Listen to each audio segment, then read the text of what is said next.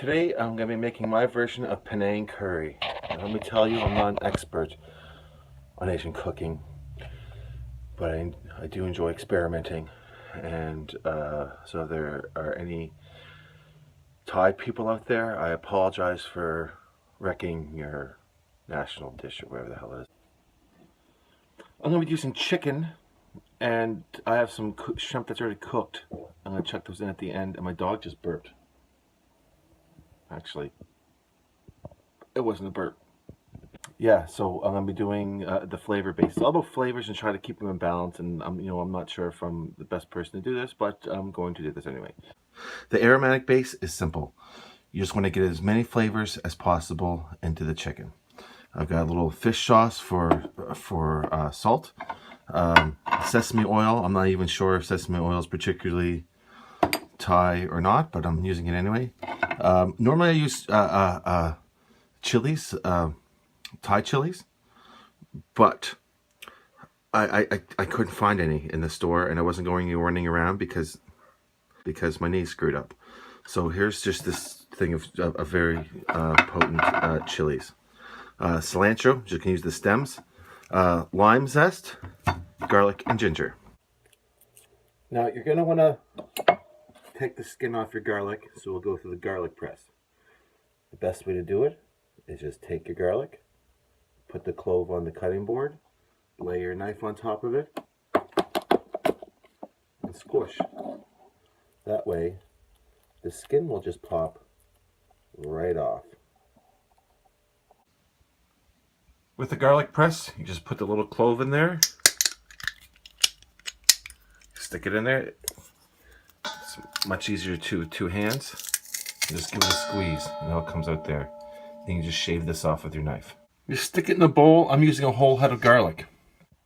I don't know if you notice this, but I always use a full head of garlic. Unless I want something that tastes really garlicky, then I use two.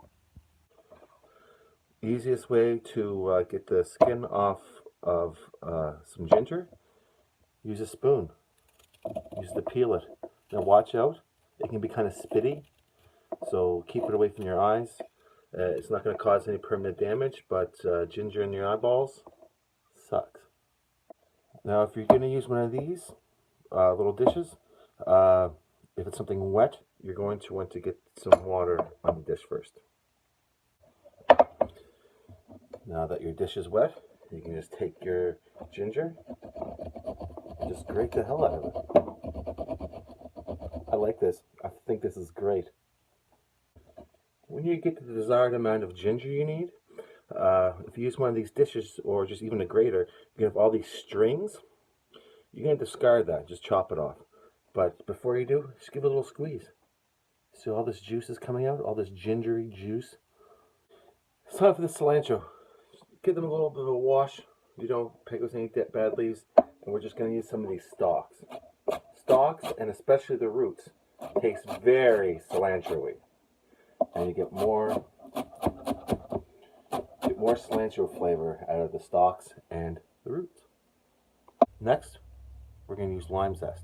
I'm going to get the zest off with my rasp here. Just give it a good little...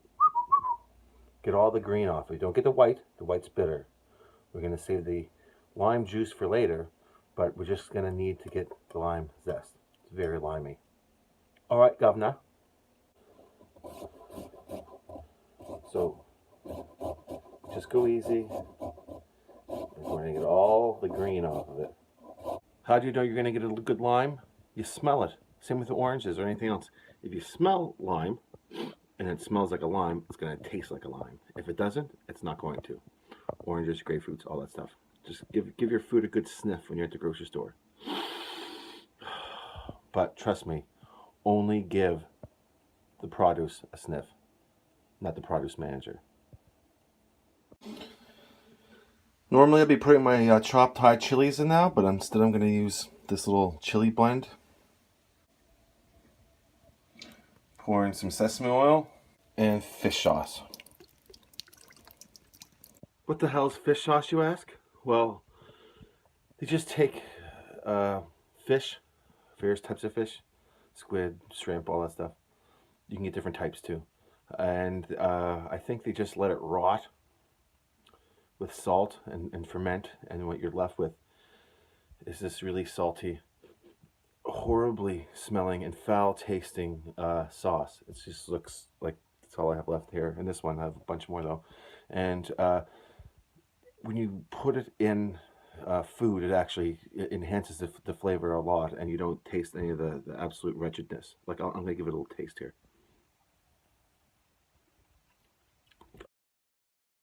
The celery and the onions I'm just gonna do in these thin little strips. So something's gonna cook fast. I want it to cook really fast, so just chop them up this way. Put them in a bowl, reserve it.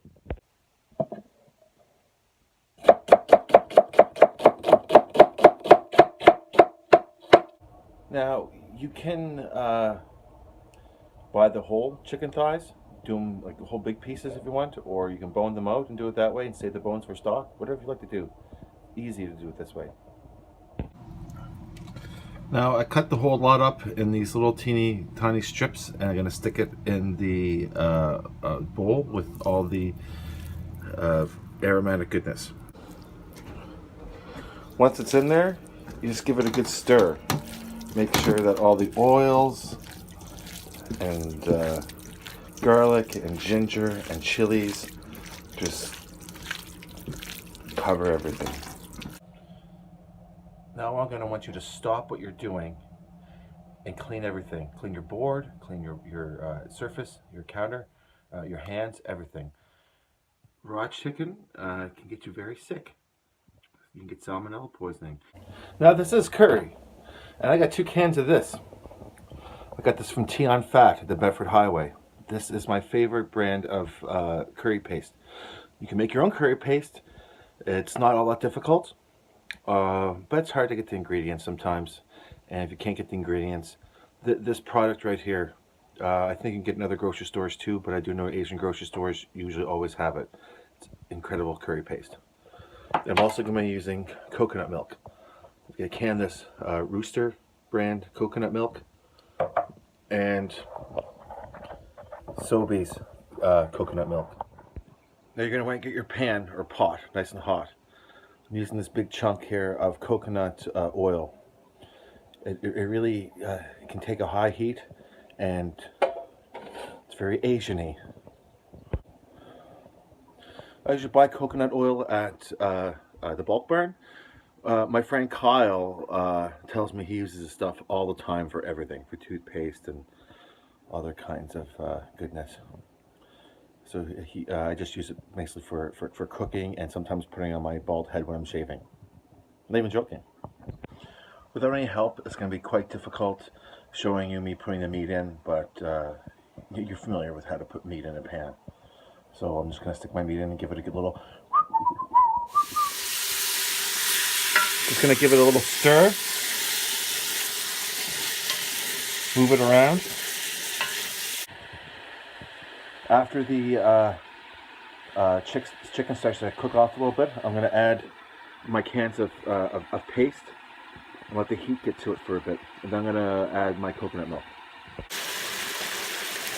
I'm just going to cook off the paste a little bit. After it's cooked off a bit, I'm just going to reduce the heat. I'm going to add my coconut milk. Both cans.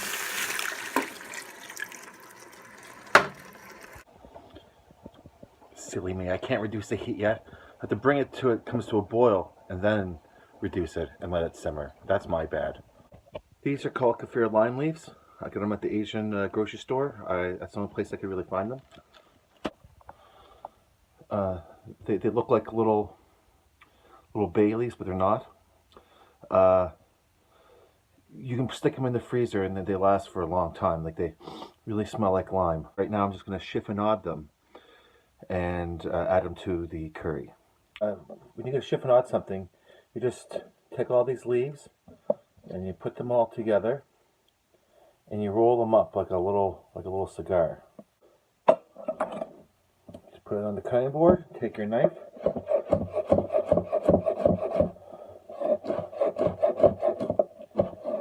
and just cut them into little tiny ribbons. Now I'm going to be using some palm sugar. You can pick this up in the Asian market, or depending how big your city is, at your regular grocery store might have some. If not, just use brown sugar.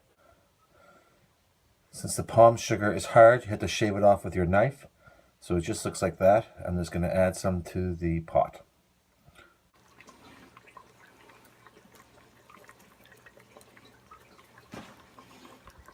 You don't need me to show you how to make rice. Everyone knows how to make rice. If you want me to show you how to make rice, just put it in the comments. So I got them all together. The rice is cooking away in the stove. And now it's time to do a little cleanup. And a little drinking. So I just dumped some shrimp in there towards the end. They're already pre-cooked shrimp. I like getting shrimp in it. I like putting some rice in a bowl and just scooping a bunch of this curry out. You can thicken this. I'm thinking about thickening it actually with a little bit of cornstarch. You don't have to.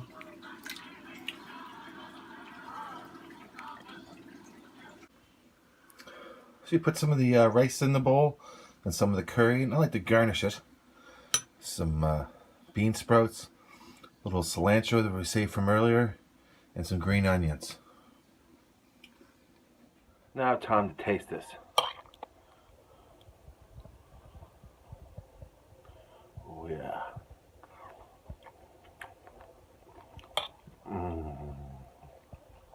So there it is. A little bit more liquidy version of Panang Curry.